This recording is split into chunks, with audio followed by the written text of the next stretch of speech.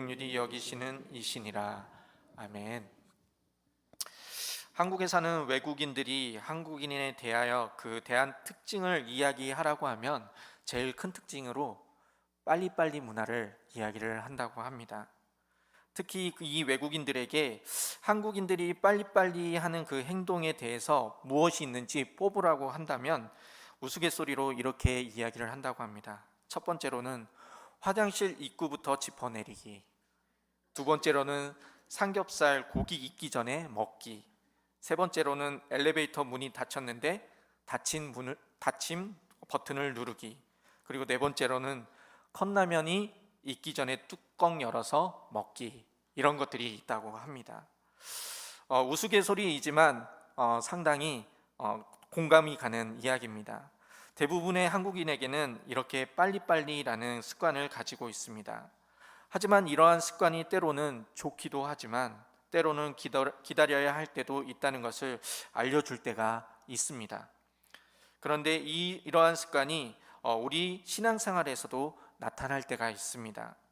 지금 기도하면서 하나님께로부터 기도 응답이 빨리 되기를 바라는 마음, 근데 응답이 빨리 되지 않아서 결국 실망하는 마음을 가지게 될 때가 있다는 것입니다. 하지만 일상생활에서 어떤 일이 해결되기 위해서는 기다림이 필요한 순간들이 있듯이 우리 신앙생활에 있어서도 기다림이 필요할 때가 있습니다. 특히 이 기다림이 필요할 때는 바로 우리의 삶 가운데 고난이 왔을 때입니다. 우리가 살면서 찾아온 그 고난을 이겨내기 위해서는 기다림이 필요하다는 것입니다. 고난을 이기기 위해 어떤 기다림이 필요한지 한번 살펴보도록 하겠습니다. 첫 번째로는 열매를 바라보고 참고 기다려야 한다고 말씀하고 있습니다. 야고보 사도는 본문에서 세 사람에 대하여 소개를 하고 있습니다. 농부와 선지자와 욥에 대해서 소개를 하고 있습니다. 이 세 종류의 사람의 공통점은 역경 중에 인내하고 그리고 마음을 굳건하게 하고 그리고 원망하지 않는 사람들이었습니다. 야고보 사도는 세 사람을 통해서 고난을 당한 우리에게 세 가지로 권유가 아닌 바로 명령을 하고 있습니다. 그런데 이 고난 중에 인내하는 것이 쉬운 일은 아닙니다. 하지만 야고보 사도는 고난 가운데서 무조건 참으라고만 이야기하는 것이 아니라 그 참아야 하는 것에 대한 그 이유를 말하고 있습니다. 7절 말씀에 농부가 땅에서 나는 귀한 열매를 바라고 길이 참아라고 말씀하고 있습니다. 농부는 속 타는 일이 많은 직업입니다. 씨앗을 뿌려 싹이 나도록 관리를 또한 해줘야 하고 그리고 병충해나 새들이 날아들어서 농작물을 해치지 않도록 이른 아침부터 일어나 그 농작물을 관리를 해줘야 합니다. 농부의 삶이 녹록지 않기 때문에 빨리 수확하고 싶다는 생각이 들 때도 있을 것입니다. 그 농부는 그때마다 열매를 바라보면서 묵묵히 그래도 기다립니다. 그런데 만약 농부가 열매를 맺는 그 기간을 기다리지 못하고 빨리 자라게 하려고 거름을 더 많이 준다거나 그리고 그 농작물에 약을 더 많이 치게 된다면 어떻게 되겠습니까? 너무나 많은 거름으로 인해서 농작물의 뿌리는 썩어 들어가게 되고 결국에 죽게 됩니다. 너무나 많은 약을 치게 되면 땅이 오염이 되게 되고 그 땅은 결국에 죽은 땅으로 다음에 농사를 지을 수 없는 그러한 상황이 되게 됩니다. 그렇기 때문에 농부가 열매를 맺기 위해서 해야 할 일은 씨앗을 뿌리고 농작물을 관리하는 것뿐만 아니라 기다려야 할 줄 아는 그런 마음도 가지고 있어야 한다는 것입니다. 그 기다림이 있어야 그래야 정말 탐스럽고 맛있는 열매를 얻을 수가 있기 때문입니다.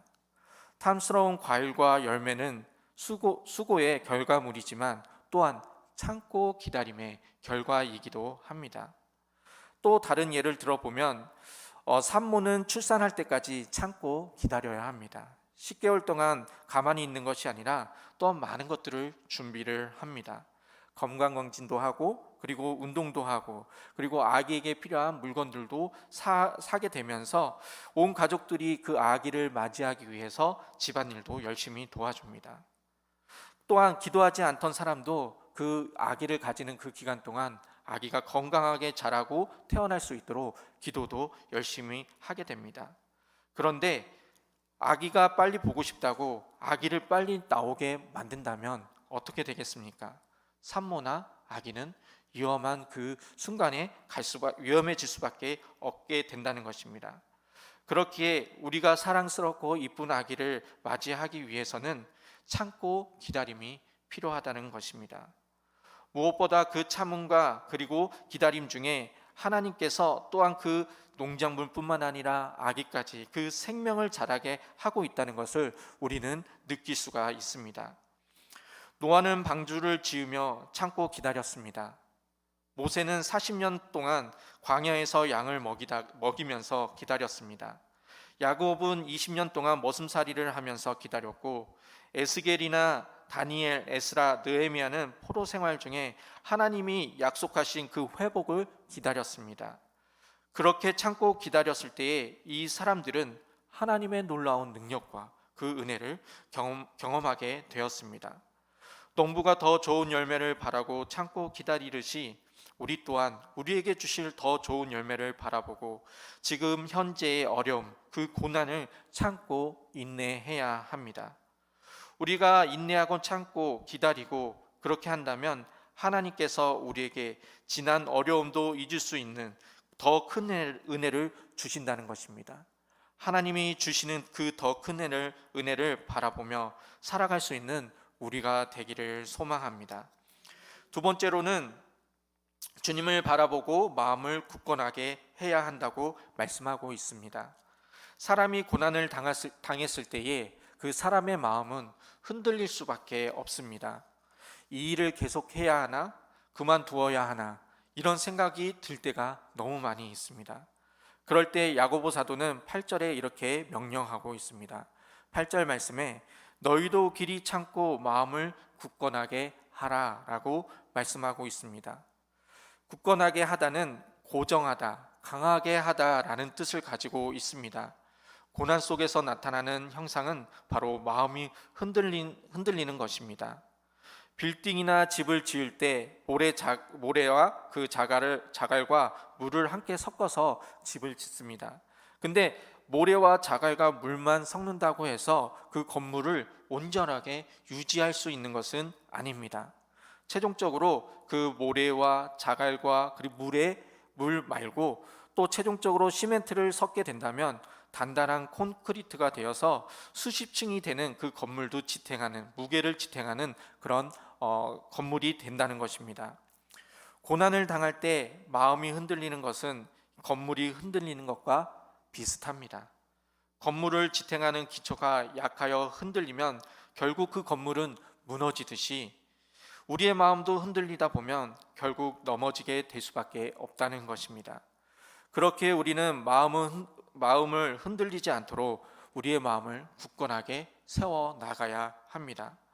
그렇다면 어떻게 마음을 흔들리지 않고 굳건하게 세우며 나갈 수 있겠습니까? 9절 말씀에 보면 심판주가 문 밖에 서 계시니라 라고 야고보 사도가 말씀하고 있습니다.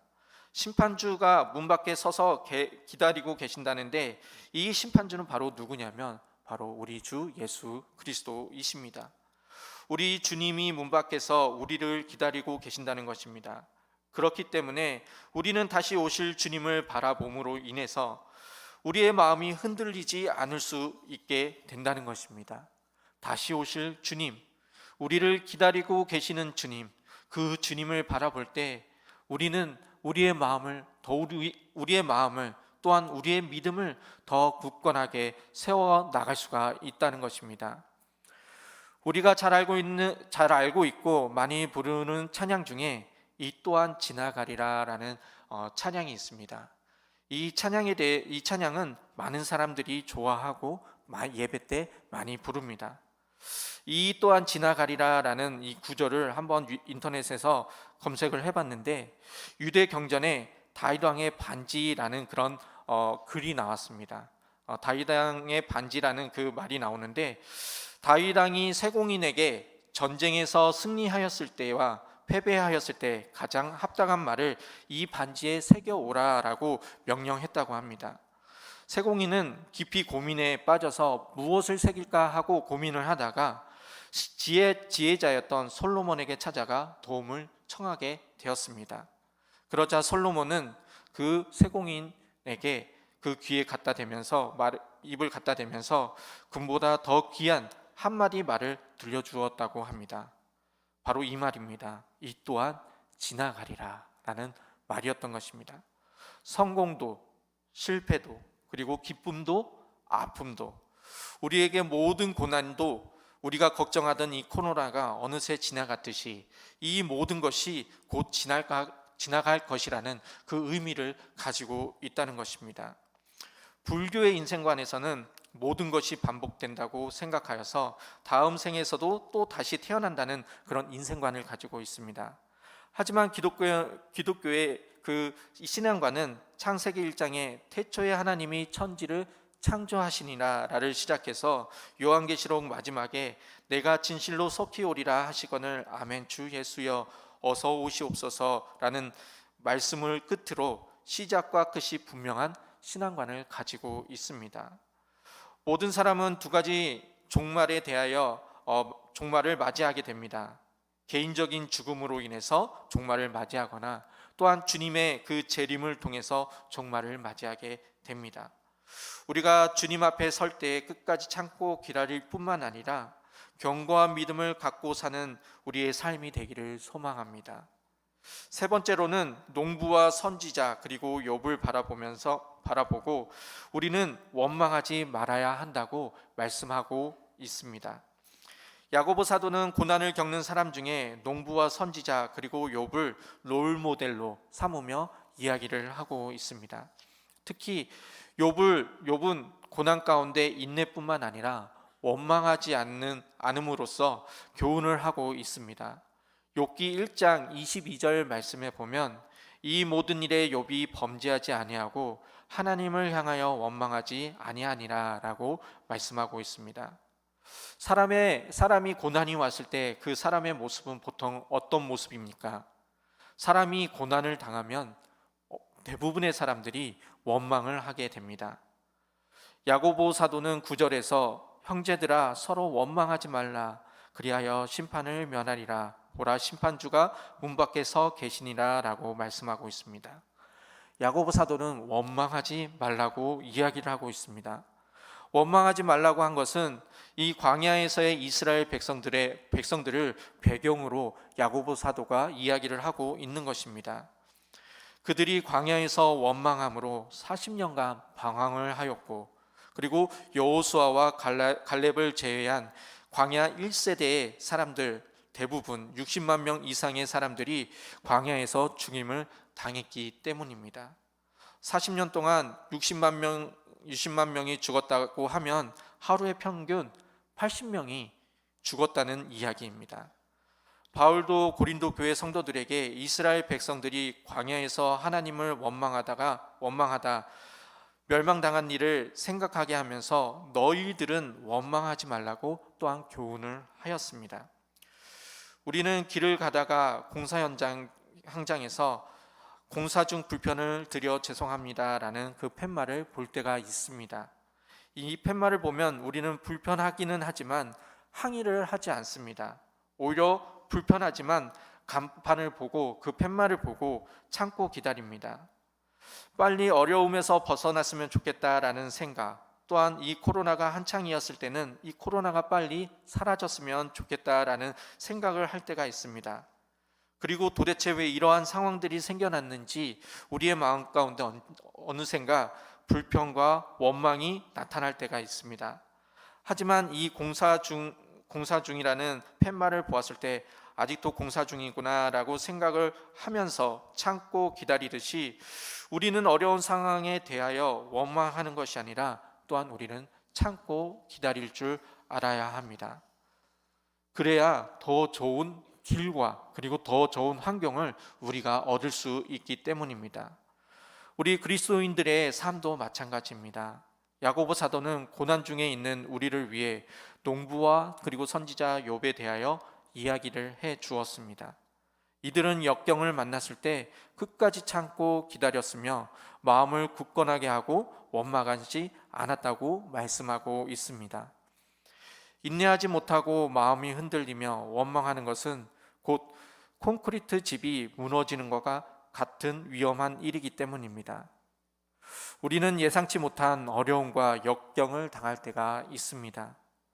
우리에게 고난이 왔을 때 열매를 바라보고 참으라. 그리고 주님을 바라보고 마음을 굳건하게 하라. 원망하지 말라고 명령했던 그 야고보 사도의 말씀을 우리 마음에 깊이 새기면서 굳건하고 견고한 믿음을 세워나가는 우리의 삶이 되기를 소망합니다. 그래서 하나님께서 더욱 우리에게 부어주실 더 그 은혜를 체험하며 살아갈 수 있는 우리의 삶이 되기를 소망합니다. 이 시간 함께 말씀을